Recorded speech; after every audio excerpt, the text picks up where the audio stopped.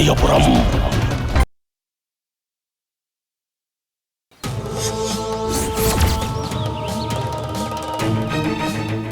Forest officer Bhaskar suicide பண்ணிக்கிட்டாரா?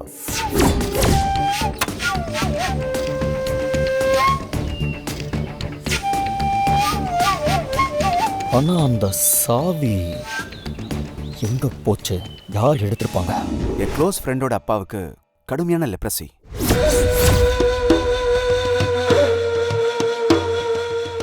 அது ரொம்ப காம்ப்ளிகேட்டடான disease ஆச்சு சார். பாவம், அவருக்கும் என் அப்பா வயசு தான் இருக்கும். ரொம்ப கஷ்டப்படுறாரு. அவருக்கு நான் உதவி செஞ்சே ஆகணும். ஸோ நீங்கள் என்ன பண்ணணும்னா, இந்த உலகத்திலேயே டாப் 10 லெப்ரசி டாக்டர்ஸ் யாரு, அவங்க எங்கே இருக்காங்க அப்படிங்கிற டீட்டெயில்ஸை மட்டும் கலெக்ட் பண்ணி கொடுத்தா போதும். Can you do it? கண்டிப்பா சார். ஒரு 1 hourல உங்களுக்கு நான் எல்லா டீட்டெயில்ஸும் ரெடி பண்ணிடுறேன் சார். ஹேமா சார், நான் சொல்றது ஞாபகம் இருக்கட்டும். நான் இப்படி ஒரு அசைன்மெண்ட் உங்களுக்கு கொடுத்துருக்கிறது யாருக்குமே தெரியக்கூடாது. கவலைப்படாதீங்க சார், நான் யாருக்கிட்டையும் சொல்ல மாட்டேன். நீங்க என்ன நம்பலாம். And one more thing. சொல்லுங்க சார். அந்த லெப்ரசி டாக்டர்ஸோட பேமெண்ட் எவ்வளோ காஸ்ட்லியாக இருந்தாலும் பரவாயில்ல, ஆனால் அவங்க நல்ல ஸ்பெஷலிஸ்டாக இருக்கணும். That's very important. Okay? Sure sir, I will get you that for you. Okay.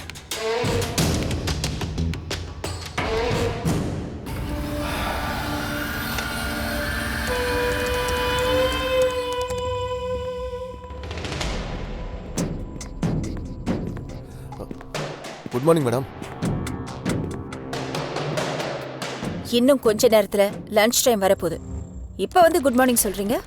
என்ன பண்றது மேடம், கொஞ்சம் பர்சனல் வேலை இருந்துச்சு, முடிச்சிட்டு வரதுக்குள்ள லேட் ஆயிடுச்சு.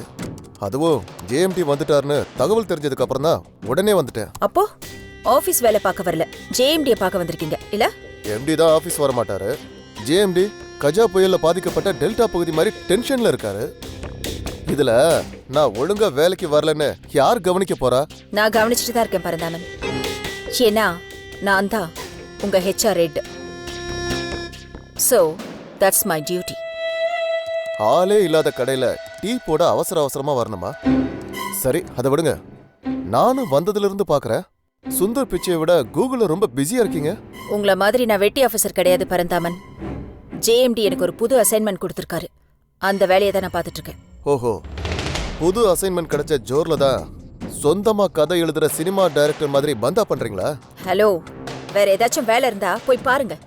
ஜேஎம்டி வந்திருக்காருன்னு ஒன்னே வேலை விஷயமா தான் மேடம் வந்தேன். பார்த்தா அப்படி தெரியலையே. சும்மா விளையாடாம விஷயத்துக்கு வாங்க மேடம். ஜேஎம்டி எப்படி இருக்காரு? என்ன ரியாக்ஷன்? அவருக்கு என்ன, ஜம்முன்னு ஸ்மார்ட்டா இருக்காரு.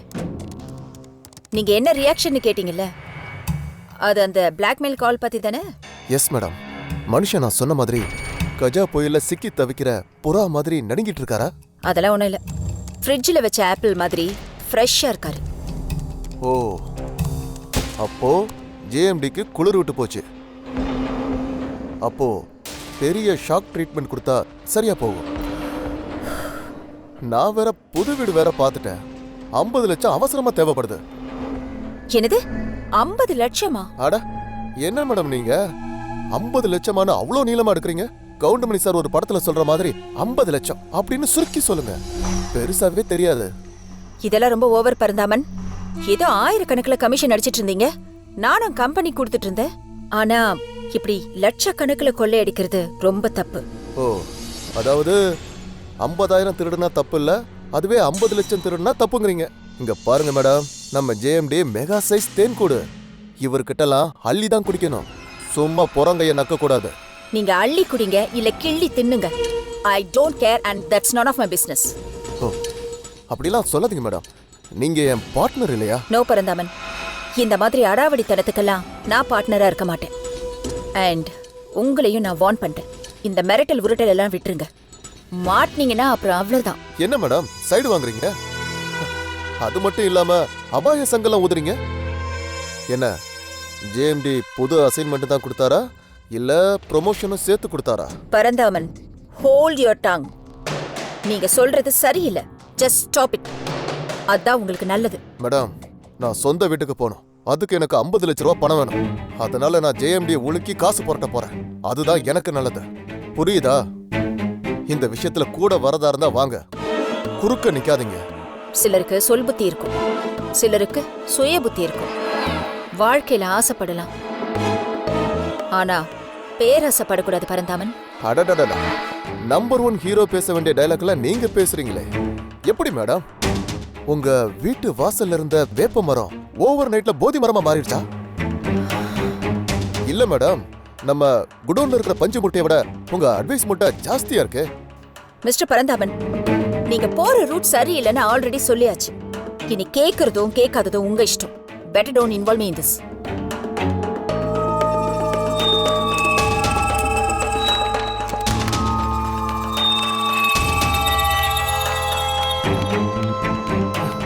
இவன் என்ன திடீர்னு எம்டிக்கு ஜால்ரா தட்டுறா?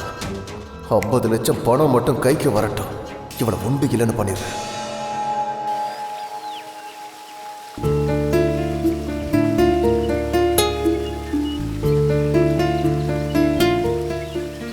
ஏன் சார், எதுக்கு இங்கே வர சொன்னீங்க? இதோ டென்ஷனாகவே இருக்கீங்க. என்ன சார் யோசிக்கிறீங்க? அந்த ஃபாரஸ்ட் ஆஃபீஸர் பாஸ்கரை பற்றி தான் யோசிக்கிறேன் சேகர். அந்த கழுகோட சாபம் அவரை பழி வாங்கிடுச்சு சார். நாம் என்ன சார் செய்ய முடியும்? நான் அப்போவே இந்த இடத்துல வச்சு சொன்னேன், குறி தவறாமல் சுட்டுருங்கன்னு. இப்போ பாருங்க, அவர் சாபம் அவரே தேடிக்கிட்டாரு. இந்த சாபம் அது ஒரு மனுஷங்களை பழி வாங்குது, இதுலலாம் எனக்கு நம்பிக்கை இல்லை சேகர். அது உங்களுக்கே நல்லா தெரியும். அவர் பாட்டுக்கு அவர் வேலையை பார்த்துட்டு இருந்தார். நான் தான் அவரை கழுகு விஷயத்தில் இழுத்து விட்டேன். அதை நினச்சா எனக்கு ரொம்ப வருத்தமாக இருக்கு சேகர். நிஜந்தன் சார், உங்களை எங்கெல்லாம் தேர்றது? எங்க வந்து உட்காந்துருக்கீங்க? இந்த இடத்துல தான் சார் பாஸ்கர் கழுகை சுட்டார். நிஜந்தன், அந்த ஃபாரஸ்ட் ஆபீசர் பாஸ்கர் தற்கொலை பண்ணிக்கல.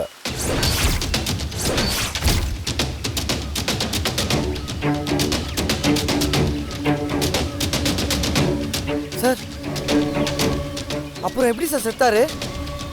கடுமையா மூச்சு திணறி அவரோட மரணம் நடந்திருக்குன்னு போஸ்ட்மார்ட்டம் ரிப்போர்ட் சொல்லுது. தூக்குல தொங்கி அவர் உயிர் பிரியலன்னு போஸ்ட்மார்ட்டம் பண்ண டாக்டர் சொல்றாரு. மூச்சு திணறல்னா தண்ணியில் முக்கி அந்த மாதிரி ஏதாவது பண்ணியிருப்பாங்களோ?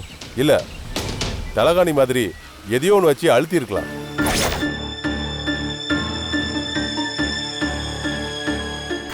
அதனால மூச்சு அடைப்பு வந்து உயிர் போயிருக்கலான்னு ரிப்போர்ட்ல சொல்லியிருக்காங்க. அப்படின்னா இது ஒரு ஆள் மட்டும் செய்யக்கூடிய காரியமா எனக்கு தோணல சார். ஏன்னா இந்த மாதிரி ஒருத்தர் அமுக்கும் போது அவங்க உயிருக்கு போராடி திமிருவாங்க. அப்போ கையை காலை பயங்கரமா உதறுவாங்க. அந்த மாதிரி உதறும் போது யாராவது அவங்களை பிடிச்சிருக்கு. ஒருவேளை மயக்க மருந்தோ இல்லை ஃபுல்லாக சரக்கு ஊற்றி விட்டு அன்கான்ஷியஸ் ஆக்கி அந்த மாதிரி ஏதாவது செஞ்சிருந்தா? அப்படிலாம் எதுவும் செய்யல. அப்படி செஞ்சிருந்தா அதுவும் ரிப்போர்ட்ல தெரிஞ்சிருக்கும். நிஜந்தன் யோசிக்கிற மாதிரி இந்த சம்பவத்தை 4-5 பேரா சேர்ந்து தான் செஞ்சிருக்கணும். அப்போ இதெல்லாம் சாபம் இல்லை, மனுஷங்க செய்யற வேலை தானே தெரியுது. பாஸ்கர் கொண்டு வந்த அந்த தடயத்தை எடுக்க யாரோ வந்திருக்கணும். அவங்களுக்கும் பாஸ்கருக்கும் நடந்த தகராறுல அவரை தீர்த்துட்டு அந்த சாவியை எடுத்துட்டு போயிருக்காங்க. சார், அடுத்து என்னதான் சார் பண்றது? அடுத்து என்ன? கொலையாளியே கண்டுபிடிக்கணும். அவனை பிடிச்சா அவன் எதுக்காக பாஸ்கரை கொலை பண்ணாங்கிற மோட்டிவ் தெரிஞ்சிடும். Correct sir.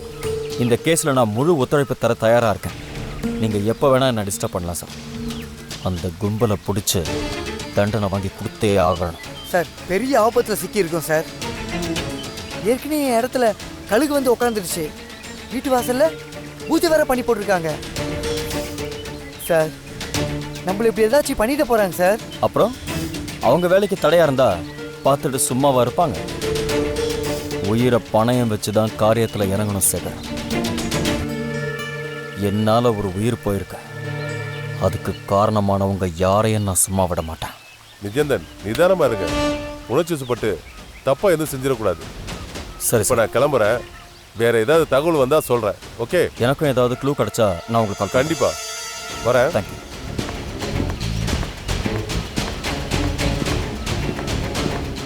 ஊருக்குள்ள இப்படி ஒரு பிரச்சனை நடந்துட்டு இருக்கு. இந்த நேரம் பார்த்து கார்த்திகா வேற ஒரு சிக்கலான வேலையை என் தலையில கட்டியிருக்கா.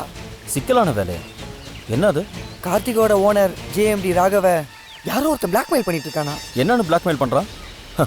மீட்டு மாதிரி ஏதாவது பிரச்சனையில் சிக்கிட்டாரா? இல்லை சார், அவங்க அப்பா இருக்க நிலைமையை வச்சு யாரோ மிரட்டிட்டு இருக்காங்க. இந்த விஷயத்தில் கார்த்திகா உன்னை என்ன பண்ண சொல்கிறாங்க? அப்படி மிரட்டுறது அந்த பரந்தாமனை தான் இருக்கும். அதனால ஏன் இப்படி ஃபோன் பண்ணி மிரட்டுறேன்னு சொல்லி அவனுக்கு ஃபோன் பண்ணி விசாரிச்சு மிரட்ட சொல்றா. கரெக்ட் தான். ஒருவேளை அவனாக இருந்தால் பதட்டப்படுவான், உளருவான்ல. கார்த்திகா சொன்னது கரெக்டு தான். அப்போ பேசி பார்க்கலான்னு சொல்கிறீங்களா?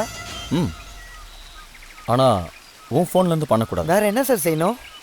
நீ சென்னைக்கு போய் அங்கே உள்ள பிசிஓலேருந்து பண்ணு, அதாவது சேஃப். சரிங்க சார், நான் அப்படியே செய்கிறேன். 20 ஓகே.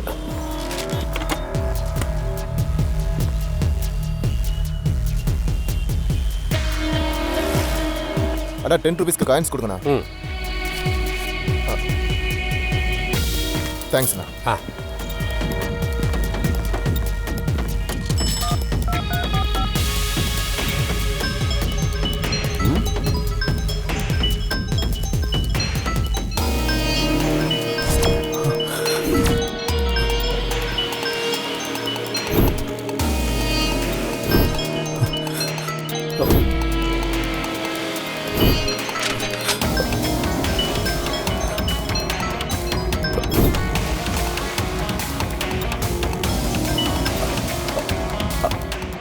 ஹலோ.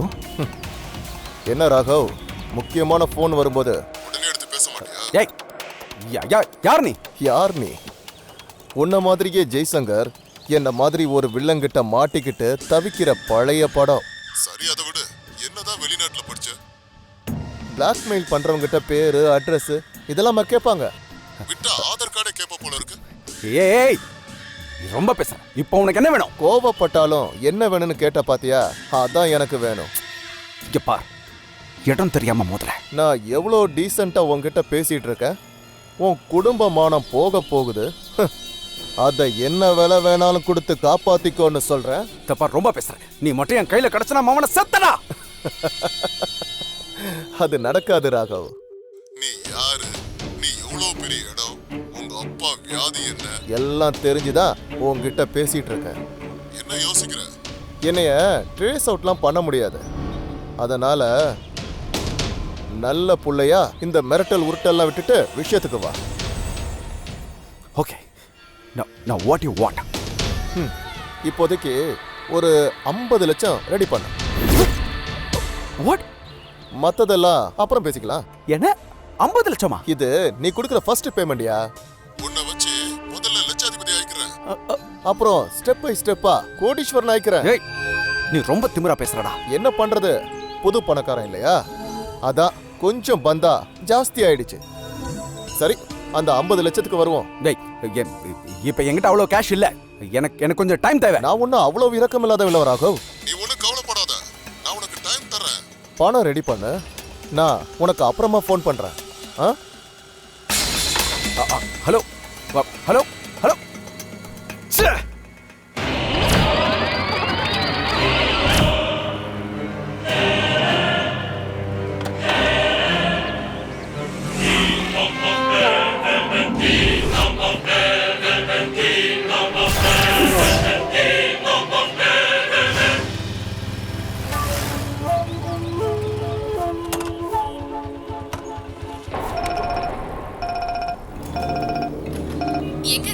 கார்த்திகா, நான் சிட்டிக்குள்ளே ரீச் ஆகிட்டேன். பக்கத்தில் ஒரு பிசிஓ இருக்குது. பரந்தாமன் ஃபோன் பண்ணிட்டு உன் லைனுக்கு வரேன். சரி அண்ணா, ஒரு ஃபோன் பண்ணிக்கிறேண்ணே. சரிப்பா.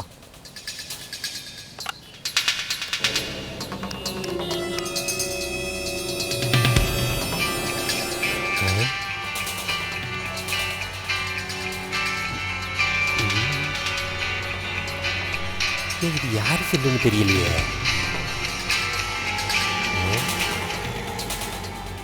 ஹலோ. டேய் பரந்தாமா. ஏன் நான் பறந்தாம இல்ல. டேய், குரலை மாற்றி பேசி தப்பிக்கலான்னு பார்க்குறியா? எல்லாம் எனக்கு தெரியும். ஹலோ சார்வால், இது கடையில் இருந்த ஃபோன் சார்.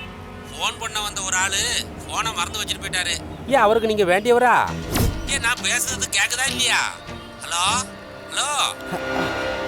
ஆமாம் சார், அவர் என் சகலை தான். என் கூட அடிக்கடி குரலை மாற்றி பேசி விளையாடுவார். சார், இந்த பூத் எங்கே இருக்குன்னு சொன்னீங்கன்னா நான் ஃபோனை வந்து வாங்கிக்கிட்டு அவர்கிட்ட கொண்டு போய் கொடுத்துருவேன். சார், ஒன்றும் யோசிக்காதீங்க சார். ஓ, அவங்க அம்மா வர ஹாஸ்பிட்டலில் சேர்த்துருக்காங்க சார். சீக்கிரமாக தகவல் சொல்லணும். நீங்கள் அட்ரஸ் மட்டும் சொல்லுங்களேன், உடனே நான் வந்துடுறேன். ஏன் கோடம்பாக்கம் சாகர் ஹோட்டல் தெரியுங்களா? தெரியும் சார். நானும் அந்த ஏரியாவில் தான் இப்போ இருக்கேன். ஏன் அந்த ஹோட்டல்ல இருந்து 4வது கடை சார். நான் உடனே வந்துடுறேன் சார். நான் வர வரைக்கும் ஃபோனை யார்ட்டையும் கொடுத்துடாதீங்க. வந்துடுறேன் சார். Thank you sir. அண்ணே இந்தாங்கண்ணே.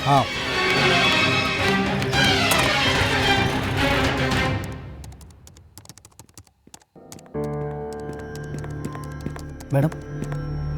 ஆ தேங்க்யூ. பரந்தாமனை வர சொல்லுங்க. Okay madam.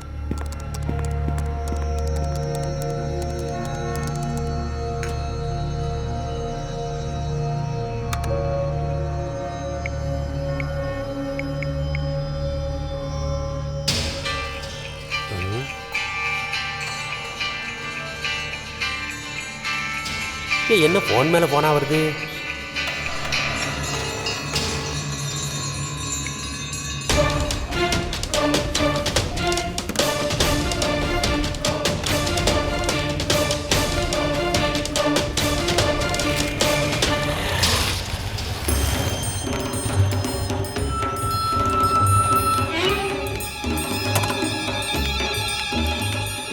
சார் என்ன ஒண்ணு தம்பி? சார் என் பேர் குமார்.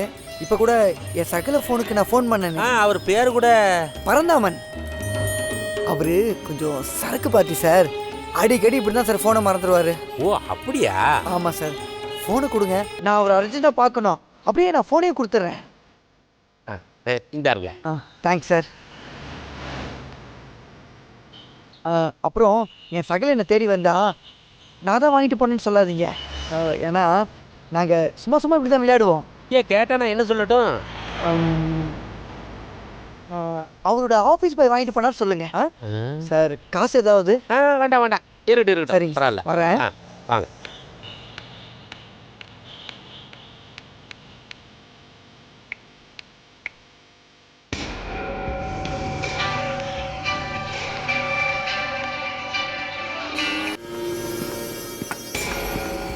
மேடம்.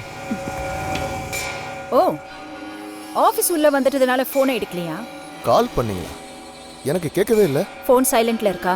ஃபுல் ரிங் போய் கட்டாச்சு.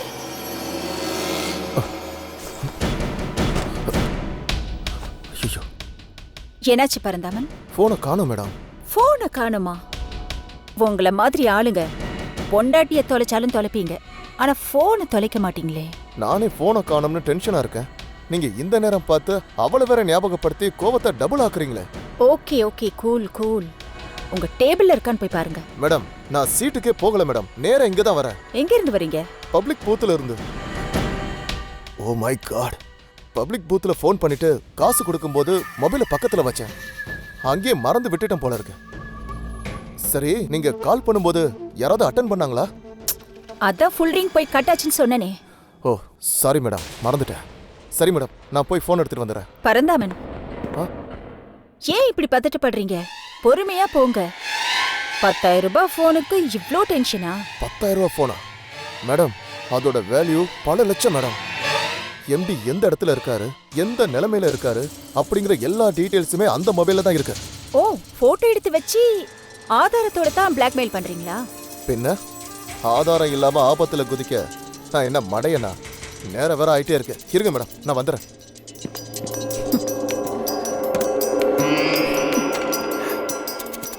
பப்ளிக் பூத்ல போனை மிஸ் பண்ணா போன் என்ன அங்கேவா இருக்க போகுது?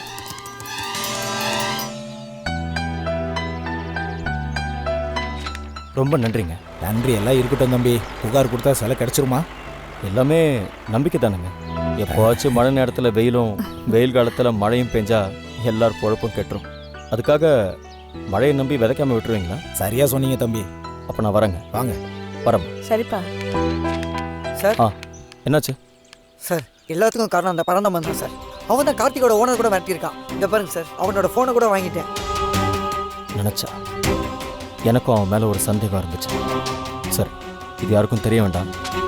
வா. வாங்க அட்சயா. பேசாதீங்க. ஓகே வாங்க சேகர். ஹலோ ஹலோ, நில்லுங்க. நான் உங்களுக்காக வெயிட் பண்ணிட்டு இருக்கேன். நீங்க பாட்டுக்கு போயிட்டே இருக்கீங்க. நீங்க தானே இங்க பேச வேண்டாம்னு சொன்னீங்க. பெரியவங்களும் அதே தான் சொல்லியிருக்காங்க. அப்படி என்ன சார் சொல்லியிருக்காங்க? ஒர்க் மோர் டாக் லெஸ்ன்னு சொல்லியிருக்காங்க. நம்ம ஆளுங்க சொல்லாமல் செய்வர் பெரியவர் அப்படிங்கிறாங்க. இதை சொன்னது தந்தை பெரியார் தானே? இல்ல, சொல்லாமலே பெரியவர், சொல்லி செய்வர் சிறியவர், சொல்லியும் செய்யார் கயவரே அப்படின்னு சொன்னது நம்ம அட்சயா மாதிரி ஒரு தமிழ் லேடி. யார் சார் அவங்க? ஔவையார். ஓ, ஹலோ, நான் என்ன அவையார் மாதிரி கிழவியா? சச்சா, இல்ல, சும்மா வெறுப்பேத்தாதீங்க. சேகர், இதுல வேற ஒரு விஷயம் இருக்கு. வேற என்ன சார்? இது பழசா இருந்தாலும் சொல்றேன். ஒரு பொண்ணோட மனசு இன்னொரு பொண்ணுக்கு தான் தெரியும். என்ன அக்ஷயா?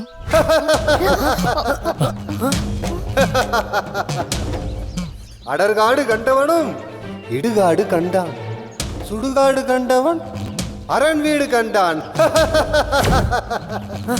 சார் சார் என்ன சார் சொல்லிட்டு போறாரு? காடு வீடு செத்துட்டான் தேடுங்கிறாரு.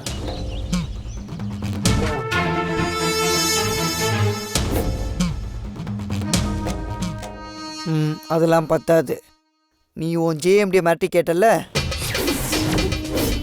அந்த பணத்துல பாதி எனக்கு வேணும். அதாவது 50-50. ஹேய் ஹலோ ஹலோ, அதான் நிஜந்தன் சொல்றாருல, போய் தான் பாப்பமே. எங்க சார்? அந்த ஃபாரஸ்ட் ஆபீசர் இறந்து கிடந்தாருல, அங்கதான்.